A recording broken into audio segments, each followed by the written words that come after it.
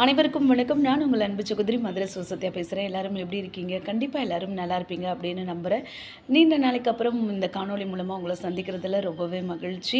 இன்றைக்கி ஒரு அற்புதமான சிந்தனையோடு உங்களை சந்திக்கலாம்னு நினைக்கிறேன். கிரேக்க நாட்டின் சிந்தனையாளர்களில் ஒருத்தர் சாலன் அப்படின்றவர். அவர் ஒரு முறை தன் கையில் அழுகின ஆப்பிள் பழங்களை வைத்துக்கொண்டு மக்களை பார்த்து கேட்டார், இந்த பழத்தை புதிய பழமாக மாற்றுறது எப்படி அப்படின்னு கேட்டார்.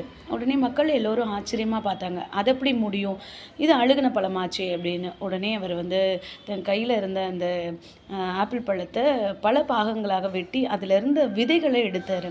இந்த விதைகள் நல்லா தானே இருக்குது, இந்த விதைகளை விதைப்பதன் மூலமாக நம்ம நிறைய மரங்களை உண்டு பண்ணலாம், அதன் மூலமாக நிறைய பழங்கள் நமக்கு கிடைக்கும் தானே அப்படின்னு சொன்னார்.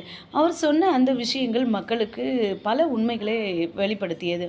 இப்படி தாங்க மக்களான நம்ம மனசுலையும் நிறைய அழுகின சிந்தனைகள் நிறையவே இருக்குது. அந்த சிந்தனைகளை எல்லாம் தூர போட்டுட்டோம் அப்படின்னா நமக்குள்ளே இருக்கிற நல்ல சிந்தனைகளை மட்டும் நாம் வைத்து கொண்டோமானால் நமக்கும் சரி, நம்மளை சுற்றி இருக்கிறவங்களும் சரி, நம்மளோட வாழ்க்கையில் ஜெயிப்பதற்கான ஒரு உந்து சக்தியாக இருக்கும். இன்றைய சிந்தனைக்கு நன்றி. மீண்டும் ஒரு நல்ல நாளில் உங்களை சந்திக்கிறேன். அதுவரை உங்களிடமிருந்து விடைபெறுவது உங்கள் மதுரை சிவசத்யா. நன்றி, வணக்கம்.